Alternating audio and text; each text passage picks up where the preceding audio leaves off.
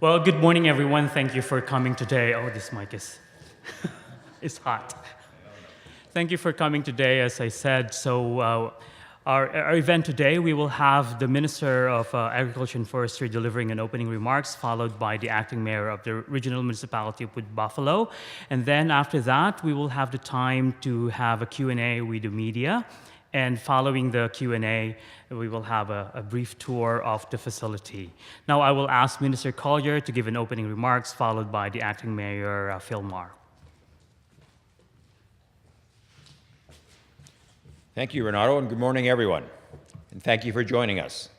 I'm very pleased to be here in Fort McMurray to announce an important investment that we're making in the FireSmart program. FireSmart is the result of a strong partnership between government, industry, and communities. The program provides funding for a wide range of projects that help Albertans prepare for and reduce the risk of wildfire. In fact, FireSmart was originally developed here in Alberta, and because of its success, has now been implemented across Canada. To further support the good work of this program, we are pleased to announce today that we will be investing $15 million in each of the next 3 years for FireSmart for a total of $45 million. That includes about $3.5 million in annual funding, $10.5 million in total, specifically earmarked for projects in the regional municipality of Wood Buffalo. It also includes about $1.5 million in annual federal funding to support FireSmart work in and around First Nations. These FireSmart funds will empower Albertans and their communities to take steps to reduce their wildfire risk. Eligible projects will focus on key areas such as emergency planning, public education, neighborhood development, and wildfire mitigation tactics like removing hazardous vegetation or creating buffers between community buildings and the surrounding forest. We have an example of that here in Fort McMurray, as we are partnering with the RMWB on FireSmart work in the Birchwood neighborhood. Work is being done there to remove some of the trees, reducing the risk of wildfire burning through that area. Communities can, for example, use FireSmart to support training exercises that help emergency response staff rehearse potential scenarios involving wildfire. FireSmart also provides resources that help communities identify potential risks, develop wildfire preparedness plans, and provide advice on how implementing municipal bylaws and development plans that enhance public safety. While we know that it is not possible to completely remove the risk of wildfire, we also know that these risks can be significantly reduced through our continued effort to support advanced planning, enhanced coordination, and public awareness. The FireSmart program is just one of the ways that we are supporting wildfire prevention to help keep Albertans and their communities safe. Last fall, we passed legislation to improve our wildfire protection laws by officially designating March 1st as the start of this fire season, strengthening penalties to deter high-risk activities like abandoning campfires, restricting the use of fireworks and exploding targets in forested areas without written permission, and improving the authority to stop actions that interfere with firefighting, like drone use. Certainly, the painful memories of last year's tragic fire remain fresh in the minds of Fort McMurray residents. I want to assure residents of this community and Albertans across the province that our government is committed to ensuring the necessary resources are in place to protect Albertans and their communities from the threat of wildfire. And through programs such as FireSmart, we're also committed to working closely with communities and industry to support those efforts. I would now like to invite Phil Marr from the regional municipality of Wood Buffalo to say a few words. Phil.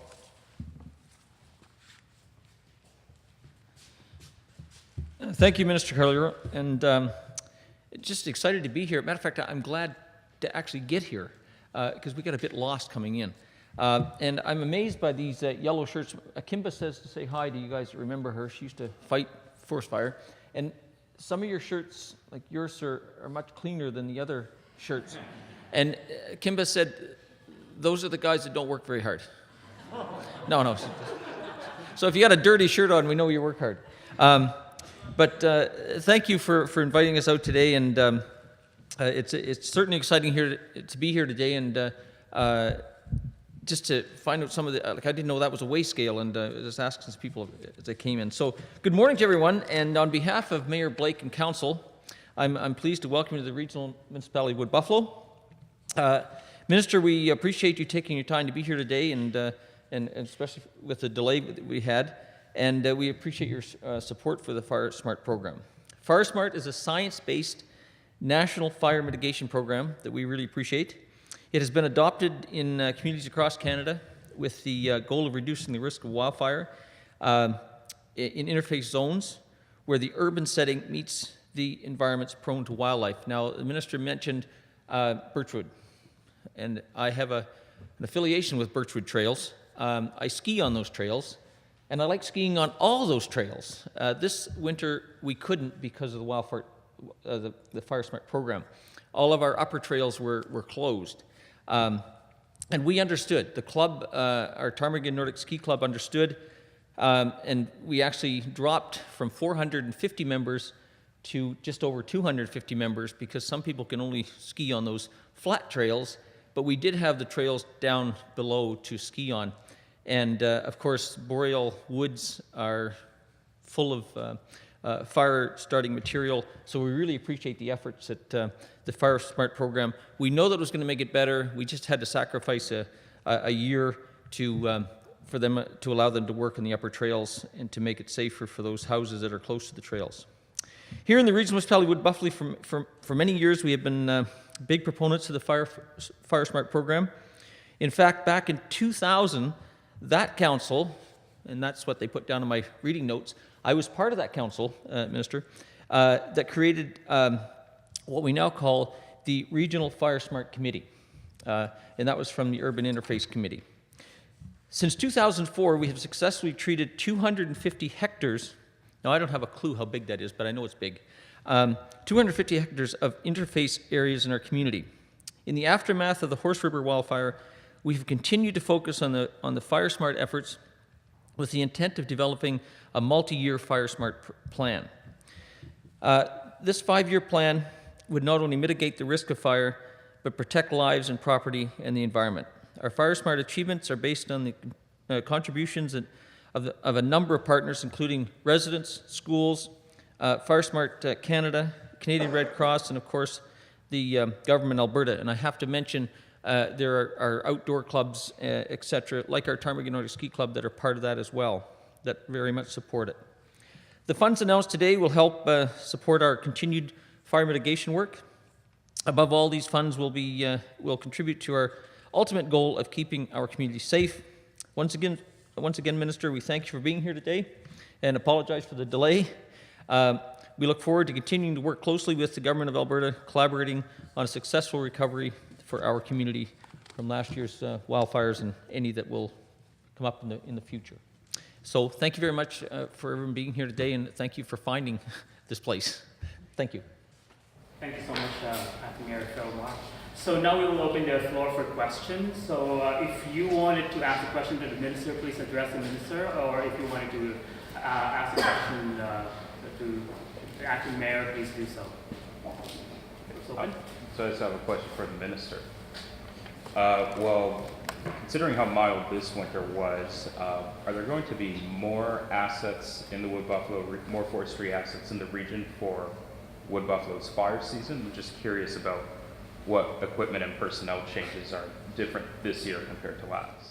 It doesn't, it actually doesn't matter what area of the province, have whatever the season has in shape for us. We're going to make sure the resources are there in place. That's how the program has worked successfully in the past, how the firefighting service has done. So we're going to make sure whatever that is in these fine folks behind me here, on actual boots on the ground, other resources such as equipment, air tankers, whatever the season holds here or anywhere in the province, we'll make sure those resources are there when needed.